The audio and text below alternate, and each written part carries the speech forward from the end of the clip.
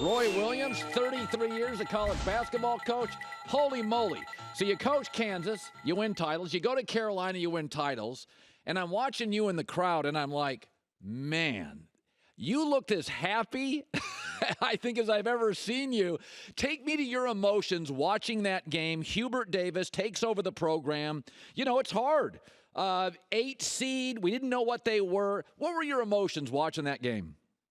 Well, my emotions went everywhere. There's no question about it. We had some, yeah, that's a weird picture you got there, boy. I'm not posing for a boxing match, I can tell you. That's Antoine Jameson behind me, so you should probably focus more on him. But no, you know, the emotions are unbelievable. I mean, I stopped coaching because I just didn't think I was doing it as well as I used to, and I couldn't handle that. And I really wanted Hubert to be our coach, and he had coached with me for 9 years, and I pushed people very hard to see if I could make sure that happened. And he did a great job. And Bubba Cunningham, and our athletic director, came to the same conclusion. And it's been a fantastic run. We had some little adverse times, but at the same time, Hubert just kept coaching. Yeah. He kept coaching. He had in mind what he wanted to do, and he just did a phenomenal job. And it's like I told his dad, I feel like his second father, but the first father, his real dad, is just one of the greatest guys ever. But there's a lot of pride in North Carolina. It was my school. Those players, with the exception of Brady, I recruited. Everybody on the staff I either coached with or coached or something. So it's a very, very special moment for me, too. You know what's interesting, Roy, is the one-and-done culture. You know, you embraced it. It's part of it, but it's tricky. Because if you just do one-and-done players, gosh, you're asking your coaches to form chemistry in 3 months. It's virtually impossible.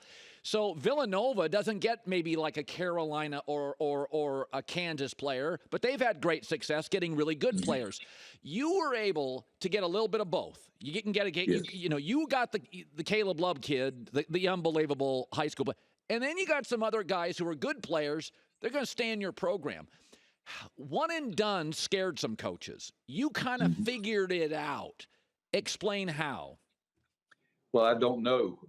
I got lucky, I guess, but I wanted one or two of those guys. I wanted very good talent. There's no question. I wanted the best players that we could get, but I didn't want a whole team full of them. I wanted guys that I could be around for a long time, and I wanted guys who really wanted to work hard and get better. And, you know, we've had, whether it was Marvin Williams, who was our first one and done after national championship in 2005, on to Day'Ron Sharp of last year, who's with the Brooklyn Nets now. But I did love the Tyler Zellers, the Tyler Hansbrough, the Joel Berries, and all those guys were on national championship teams and stayed around for 4 years. And I'm old school. I can spell technology, but that's all I can do with it.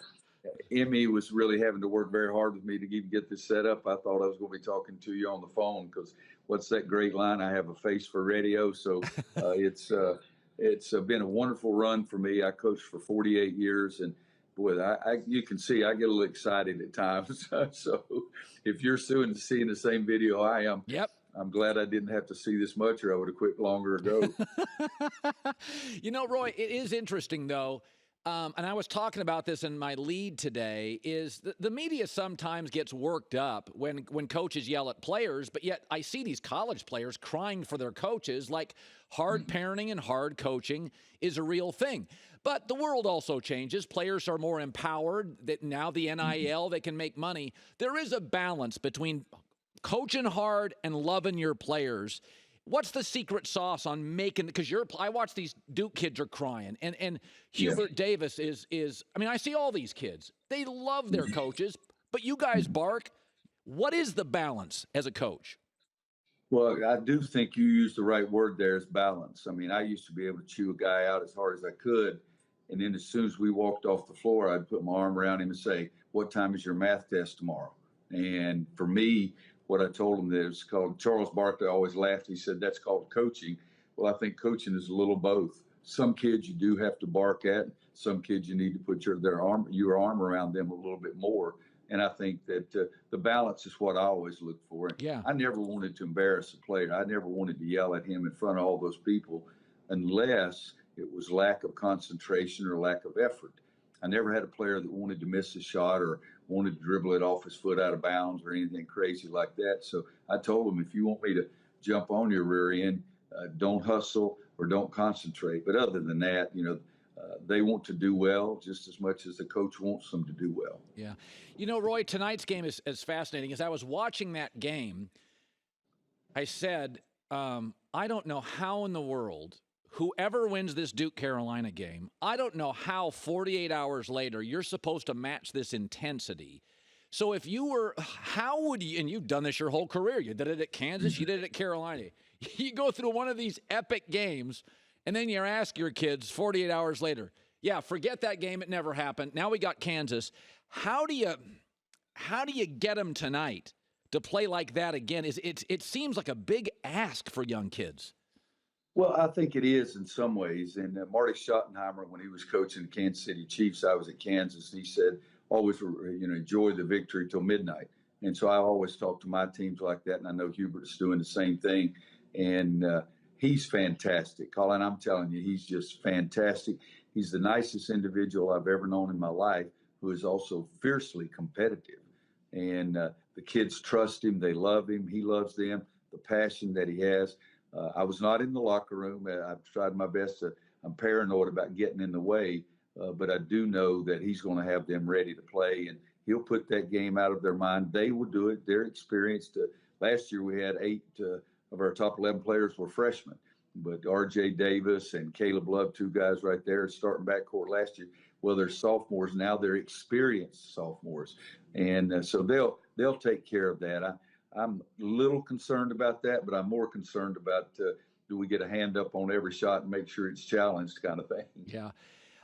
Finally, you and Coach K are 2 of the 3 or 4 biggest names since I've been a sportscaster in college basketball. I can make an argument you're 1 and 2. You're very different personalities. You have this Southern gentleman charm to you, and then Mike's that feisty guy from West Point. But you battled each other for years, and you built your empirical programs differently. Do you sense some similarities with you and Mike? Because from me, as a sportscaster looking out, I think, boy, there's 2 different personalities. But you had to have some similarities, did you not?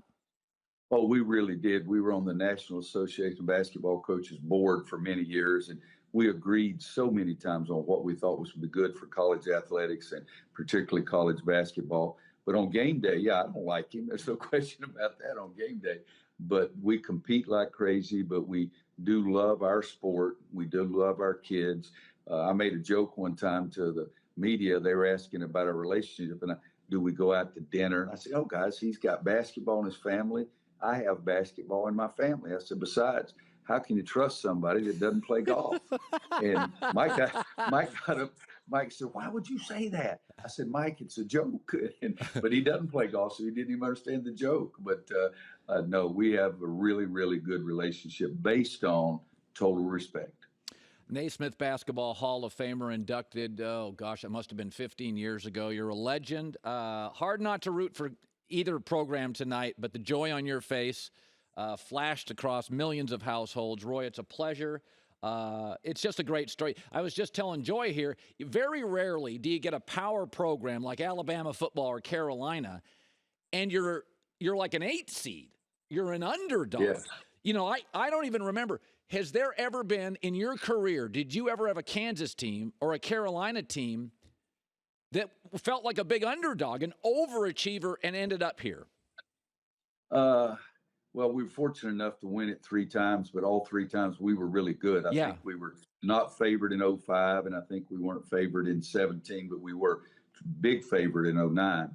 But yeah, it's I like the spot. I like to be favored because that means we've won a heck of a lot. Yeah. But I think that somebody said this is only the 5th time somebody as an 8 seed has made it. And I know that one of our Kansas teams went as a 5 and one of them went as a 4. But we've had a lot of times we were 1 seeds and lasted 2 weekends and then our butt was going back home. But you know what counts, Stay? Is that the referee's going to throw the ball up. And by golly, the team that plays the best, their butt's going to win. And if you don't play as well, you're going to lose. And the name on that jersey on the back doesn't make any difference. And the name on the front doesn't make any difference. You got to play on game day. And I'm excited. I'm excited for watching the game. the Carolina Duke game was maybe the most exciting college basketball game I've ever seen. Yeah. And I just loved it. And I did get excited in there. And then Hubert Davis is the best I've ever seen. So it's going to be a fun time for me. Roy Williams, absolute pleasure, Coach. Good luck tonight. And thank you so much for giving us 10 minutes today. I appreciate it. You guys have a great day. And let's hope it's a great day for everybody. And North Carolina wins by 1. There you go. The legend, Roy Williams.